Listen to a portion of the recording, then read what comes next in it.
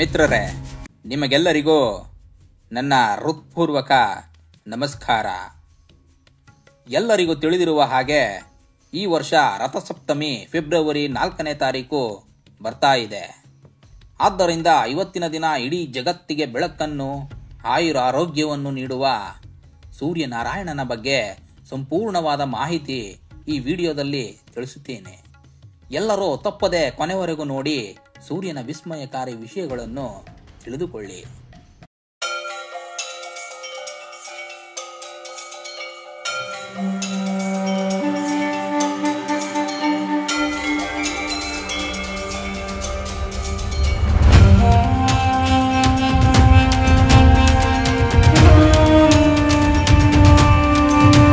ಸ್ನೇಹಿತರೆ, ಮೊದಲು ರಥಸಪ್ತಮಿ ಅಂದ್ರೆ ಏನು, ಅದರ ಹಿನ್ನೆಲೆ ಹಾಗೂ ಮಹತ್ವ ಏನು ಅಂತ ನೋಡೋಣ. ಪ್ರಮುಖವಾಗಿ ಈ ದಿನ ಸೂರ್ಯದೇವನು ಹುಟ್ಟಿದ ದಿನ ಹಾಗೂ ತನ್ನ ರಥವನ್ನು ಉತ್ತರ ಗೋಳಾರ್ಧದ ಕಡೆ ಈಶಾನ್ಯ ದಿಕ್ಕಿನಲ್ಲಿ ತಿರುಗಿಸುವ ಮಹಾ ಪುಣ್ಯಕಾಲ. ಇದು ಪ್ರತಿ ವರ್ಷ ಮಾಘ ಮಾಸದಲ್ಲಿ ಶುಕ್ಲ ಪಕ್ಷದ ಸಪ್ತಮಿ ತಿಥಿಯೆಂದು, ಅಂದರೆ 7ನೇ ದಿನದಂದು ನಡೆಯುತ್ತದೆ.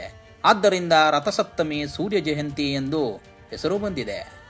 ಹಾಗೂ ಈ ದಿನದಿಂದ ಸೂರ್ಯನ ಶಾಖದ ಪ್ರಮಾಣ ಕ್ರಮೇಣ ಹೆಚ್ಚಾಗಿ ಬೇಸಿಗೆ ಕಾಲದ ಆರಂಭವನ್ನು ಸೂಚಿಸುತ್ತದೆ.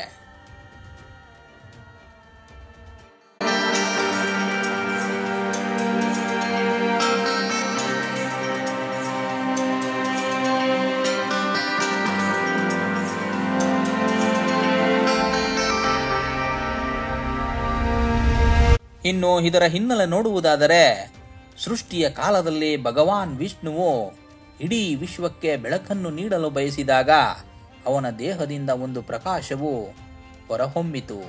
ಇದರ ಪರಿಣಾಮವಾಗಿ ಭಗವಾನ್ ಸೂರ್ಯದೇವನು ಸೃಷ್ಟಿಯಾದನು ಎನ್ನುವ ನಂಬಿಕೆ ಇದೆ.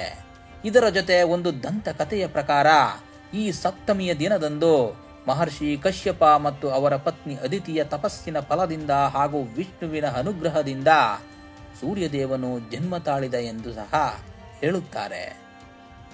ಇನ್ನು ಸೂರ್ಯದೇವನ ರಥದ ವಿಚಾರಕ್ಕೆ ಬಂದ್ರೆ, ಅವನ ರಥ 1 ಚಕ್ರ ಹಾಗೂ 7 ಅಶ್ವಗಳನ್ನು ಹೊಂದಿದೆ. ಚಕ್ರದಲ್ಲಿ 12 ವಿಭಾಗಗಳಿವೆ. ಇವು 12 ರಾಶಿ ಚಿಹ್ನೆಗಳನ್ನು ಸೂಚಿಸುತ್ತವೆ.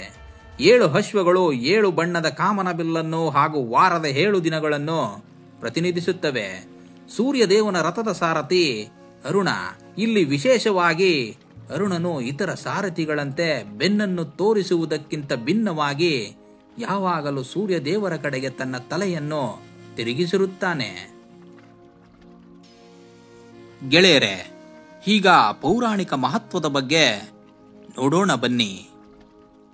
ಆಹಾರಕ್ಕಾಗಿ, ರೋಗ ನಿವಾರಣೆಗಾಗಿ ಸೂರ್ಯೋಪಾಸನೆ ಮಾಡಬೇಕೆಂದು ಸ್ಕಂದ, ವರಹ ಪುರಾಣಗಳಲ್ಲಿ, ಋಗ್ವೇದಗಳಲ್ಲಿ ಹೇಳಲಾಗಿದೆ.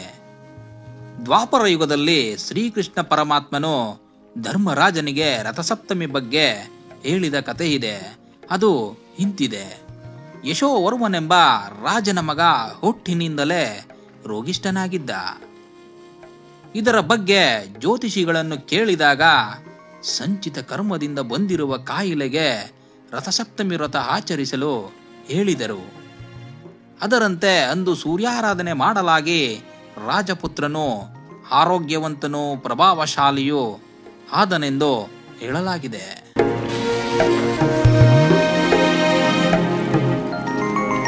ಇನ್ನು ಶ್ರೀರಾಮಚಂದ್ರನು ಕೂಡ ಅಗಸ್ತ್ಯರ ಉಪದೇಶದಂತೆ ರಾವಣನನ್ನು ಕೊಲ್ಲಲು ಆದಿತ್ಯ ಹೃದಯದ ಮೂಲಕ ಸೂರ್ಯನ ಆರಾಧನೆ ಮಾಡಿದನೆಂದು ರಾಮಾಯಣದಲ್ಲಿ ಹೇಳಿದೆ.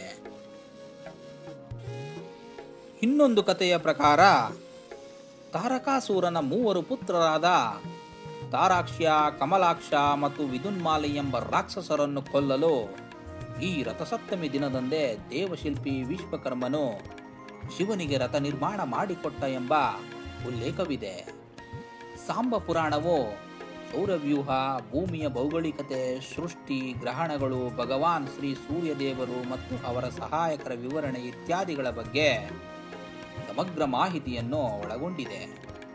ಹಾಗೂ ಶ್ರೀಕೃಷ್ಣನ ಮಗನಾದ ಶಾಂಬನು ಸೂರ್ಯದೇವನನ್ನು ಪೂಜಿಸಿ ತನ್ನ ಕುಷ್ಠ ರೋಗ ನಿವಾರಣೆ ಮಾಡಿಕೊಂಡ ಎಂಬ ವಿವರಣೆ ಇದೆ.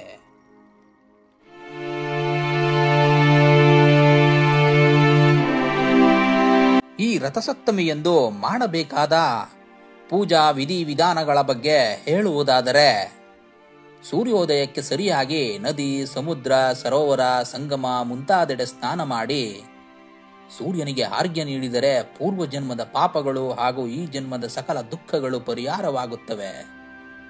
ಹಾಗೂ ಸೂರ್ಯೋದಯಕ್ಕೆ ಮಾಡುವ ಮಾಘ ಸ್ನಾನ ತುಂಬಾ ಪುಣ್ಯಪ್ರದವಾದದ್ದು. ಆಯುಷ್ಯ, ಆರೋಗ್ಯ, ಸಂಪತ್ತು ಲಭಿಸುವುದಲ್ಲದೆ ಸೂರ್ಯನ ಅನುಗ್ರಹ ಪ್ರಾಪ್ತಿಯಾಗುತ್ತದೆಂದು ನಂಬಿಕೆ ಇದೆ. ಈ ಹಬ್ಬದಲ್ಲಿ ಎಕ್ಕದೆಲೆಗಳಿಗೆ ತುಂಬಾ ಪ್ರಾಮುಖ್ಯವಿದೆ. ಸೂರ್ಯನ ಕಿರಣಗಳಲ್ಲಿನ ಸತ್ವಗಳನ್ನು ಹೀರಿಕೊಂಡಿರುವ ಅರ್ಕದೆಲೆ ಅಥವಾ ಎಕ್ಕದೆಲೆಗಳನ್ನು ದೇಹದ ಮೇಲಿರಿಸಿ ಸ್ನಾನ ಮಾಡುವುದು ರಥಸಪ್ತಮಿಯ ವಿಶೇಷತೆಗಳಲ್ಲೊಂದು.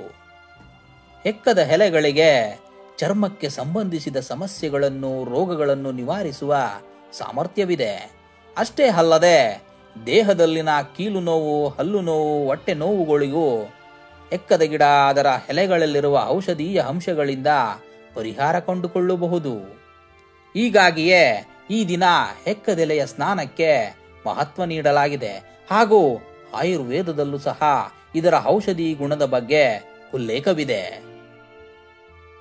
ಇನ್ನು ಸೂರ್ಯ ದೇವನನ್ನು ಆರ್ಕ ಎಂಬ ಹೆಸರಿನಿಂದಲೂ ಸಹ ಸಂಬೋಧಿಸಲಾಗುತ್ತದೆ. ಸ್ನೇಹಿತರೆ, ಸೂರ್ಯನ ಆರಾಧನೆ ಋಗ್ವೇದದ ಕಾಲದಿಂದಲೂ ಪ್ರಚಲಿತದಲ್ಲಿದೆ. ಪ್ರಾಚೀನ ವೈದಿಕ ಧರ್ಮದಲ್ಲಿ ಸೂರ್ಯನಿಗೆ ಅತ್ಯಂತ ಪ್ರಾಮುಖ್ಯತೆ ಇತ್ತು. ಇನ್ನು ಗಾಯತ್ರಿ ಮಂತ್ರದಲ್ಲಿನ ಪ್ರತಿ ಶಬ್ದವು ಸೂರ್ಯನ ಸಾಮರ್ಥ್ಯಗಳನ್ನು ಕೊಂಡಾಡುತ್ತದೆ. ಯೋಗಾಸನಗಳಲ್ಲಿ ಮೊದಲ ಪ್ರಾಶಸ್ತ್ಯ ಸೂರ್ಯ ನಮಸ್ಕಾರಕ್ಕಿದೆ. ಏಕೆಂದರೆ ಈ ಅಭ್ಯಾಸವು ಮನಸ್ಸು, ದೇಹ ಮತ್ತು ಉಸಿರಾಟ ವ್ಯವಸ್ಥೆಗಳಿಗೆ ವಿಶೇಷವಾಗಿ ಪರಿಣಾಮಕಾರಿಯಾಗಿದೆ. ಭೂಮಿಯಲ್ಲಿನ ಸಕಲ ಜೀವರಾಶಿಗಳ ಚಟುವಟಿಕೆಗಳು ಸೂರ್ಯನಿಂದ ನಡೆಯುತ್ತಿವೆ. ಸೂರ್ಯನಿಲ್ಲದೆ ಜೀವನ ಅಸ್ತಿತ್ವವಿರಲು ಸಾಧ್ಯವಿಲ್ಲ. ಹೀಗಾಗಿ ರಥಸಪ್ತಮಿಯಂದು 108 ಸೂರ್ಯ ನಮಸ್ಕಾರಗಳು ಹಾಗೂ ಸಪ್ತಾಶ್ವಗಳ ಪ್ರತೀಕವಾಗಿ ಸಪ್ತ ನಮಸ್ಕಾರಗಳನ್ನು ಮಾಡುವ ಅಭ್ಯಾಸವಿದೆ. ಹಾಗೂ ಕನಿಷ್ಠ ಪಕ್ಷ 12 ಸೂರ್ಯ ನಮಸ್ಕಾರಗಳನ್ನು ನಿತ್ಯ ಮಾಡಿದರೆ ಆರೋಗ್ಯ ಸ್ಥಿರವಾಗಿ ಇರುತ್ತದೆ ಎಂದು ವೈಜ್ಞಾನಿಕವಾಗಿ ಎಲ್ಲರೂ ಒಪ್ಪಿದ್ದಾರೆ. ಮಿತ್ರರೇ, ಇನ್ನು ರಥಸಪ್ತಮಿಯು ವೈಜ್ಞಾನಿಕವಾಗಿಯೂ ಸಹ ಒಂದು ಪ್ರಮುಖವಾದ ದಿನ. ರಥಸಪ್ತಮಿಯನ್ನು ಎಲ್ಲ ದೇವಾಲಯಗಳಲ್ಲಿ ವಿಶೇಷವಾಗಿ ಆಚರಿಸುತ್ತಾರೆ. ಅದರಲ್ಲೂ ತಿರುಪತಿಯಲ್ಲಿ ಏಕದಿನ ಬ್ರಹ್ಮ ರಥೋತ್ಸವ ವಿಜೃಂಭಣೆಯಿಂದ ನಡೆಯುತ್ತದೆ. ಈ ದಿನ ಬೆಳಿಗ್ಗೆಯಿಂದ ಹಿಡಿದು ಸಂಜೆವರೆಗೂ ಉತ್ಸವ ಮೂರ್ತಿಯನ್ನು 7 ವಿವಿಧ ವಾಹನಗಳಲ್ಲಿ ಮೆರವಣಿಗೆ ಮಾಡುತ್ತಾರೆ. ಆ ವಾಹನಗಳ ಹೆಸರುಗಳು ಇಂತಿವೆ: ಸೂರ್ಯಪ್ರಭ ವಾಹನ, ಚಿನ್ನಶೇಷ ವಾಹನ, ಗರುಡ ವಾಹನ, ಹನುಮಂತ ವಾಹನ, ಚಕ್ರಾಸನ ವಾಹನ, ಕಲ್ಪವೃಕ್ಷ ವಾಹನ, ಸರ್ವಭೂಪಾಲ ವಾಹನ ಹಾಗೂ ಚಂದ್ರಪ್ರಭ ವಾಹನ. ಇದು ಬಿಟ್ರೆ ಈ ದಿನ ತಮಿಳುನಾಡಿನ ಶ್ರೀರಂಗಂ ಹಾಗೂ ಶ್ರೀರಂಗಪಟ್ಟಣದ ರಂಗನಾಥ ಸ್ವಾಮಿ ದೇವಾಲಯಗಳಲ್ಲೂ ಸಹ ರಥೋತ್ಸವ ವಿಜೃಂಭಣೆಯಿಂದ ನಡೆಯುತ್ತದೆ. ಹಾಗೂ ಎಲ್ಲ ಪ್ರಸಿದ್ಧ ದೇವಾಲಯಗಳಲ್ಲಿ ವಿಶೇಷ ಪೂಜೆ ನೆರವೇರುತ್ತದೆ.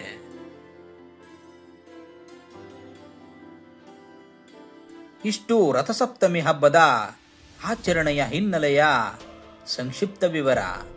ಸ್ನೇಹಿತರೆ, ಇಲ್ಲಿಗೆ ಈ ಸಂಚಿಕೆ ಮುಕ್ತಾಯವಾಯಿತು. ಎಲ್ಲರಿಗೂ ನಮಸ್ಕಾರ.